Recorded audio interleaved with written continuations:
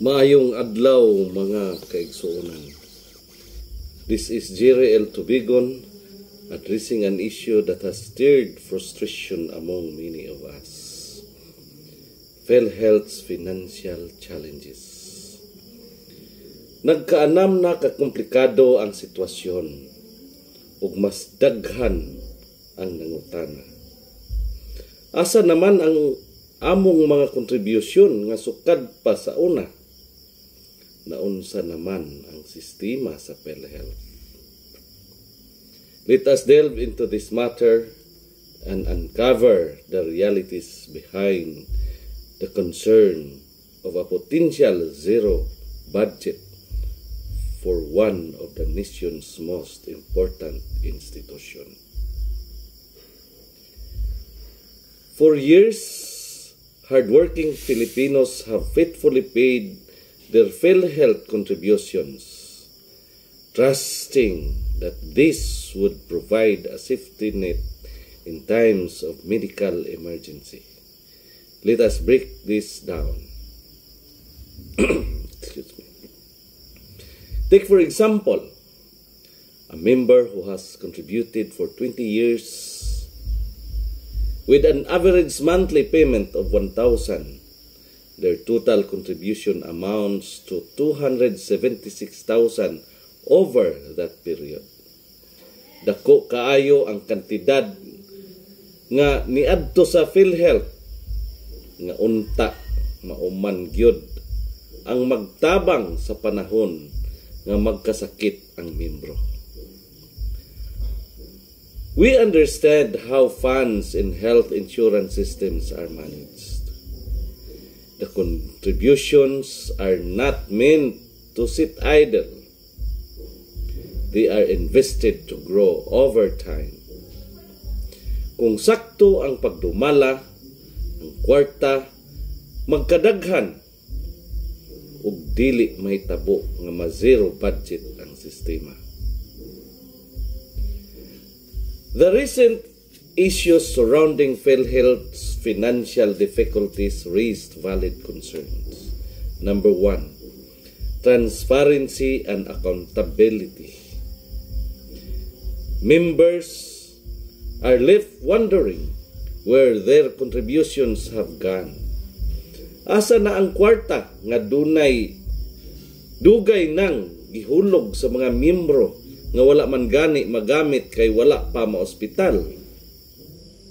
Number 2, investments income.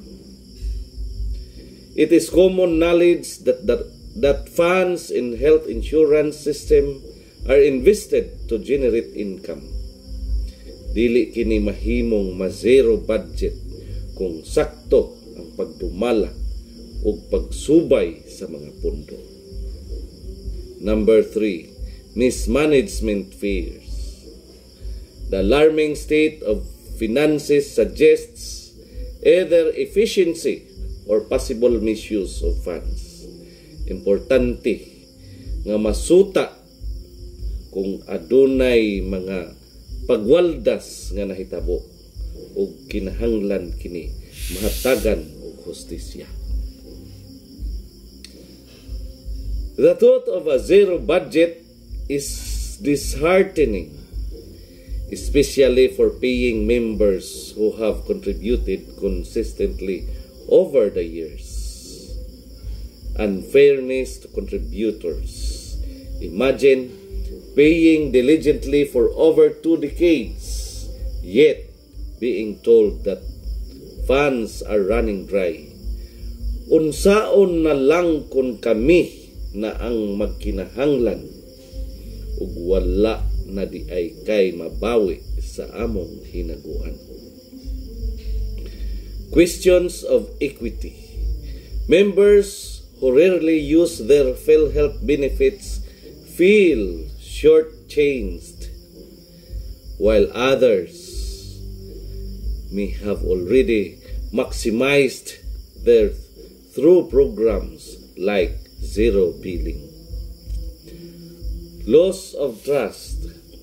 When financial mismanagement is suspected, the trust of millions of members is eroded.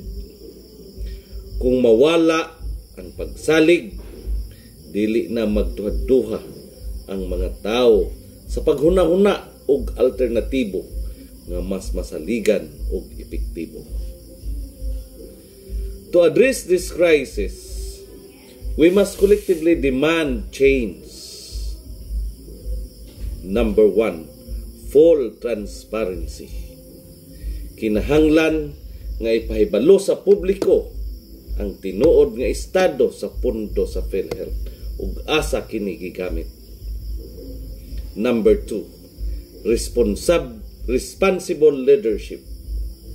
Appoint leaders who can manage funds effectively and ensure that every piso is accounted for. Number 3, modernize systems. Implement measures to prevent inefficiency and improve the system's financial health. Number 4, strengthen oversight. Regular audits and public reports should be mandatory to regain members' trust. PhilHealth was established to provide every Filipino with peace of mind during medical emergencies. However, the current financial challenges undermine its purpose and the trust of its members. Dili ta mosugot nga mawala ang atong mga kontribusyon nga giampo nato nga mahimong tabang sa panahon sa panginahanglan. Let us remind PhilHealth of its responsibility to the millions of Filipinos who have contributed their hard-earned money, trusting the system to work for them. Kinahanglan nato iampo ug ipanawagan nga mahimong mas transparent, mas maayuhon ug mas patas ang pagdumala sa PhilHealth alang sa tanang miyembro. Together, let us fight for a health insurance system that truly values its members and ensures that every contribution is utilized with integrity and purpose. Daghang salamat.